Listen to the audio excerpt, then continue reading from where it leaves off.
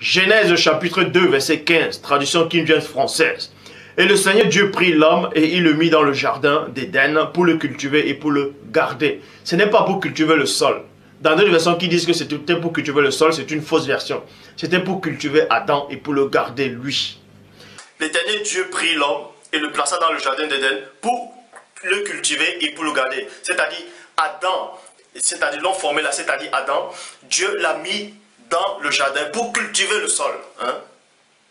Bible Chouraki, pour le servir et pour le garder. Donc, pour servir quoi, le sol? Non, pour servir Dieu et pour le garder. L'Éternel Dieu prit l'homme et le plaça dans le jardin d'Éden pour le cultiver et pour le garder. C'est-à-dire Adam, c'est-à-dire l'homme formé là, c'est-à-dire Adam, Dieu l'a mis dans le jardin pour cultiver le sol. On cultive le sol comment? Avec les mains, avec les doigts, forcément avec les outils. Adam connaissait les outils. Genèse chapitre 2 verset 15, traduction King James française.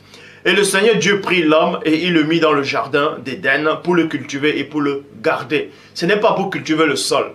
Dans d'autres versions qui disent que c'était pour cultiver le sol, c'est une fausse version. C'est-à-dire l'homme formé là, c'est-à-dire Adam, Dieu l'a mis dans le jardin pour cultiver le sol.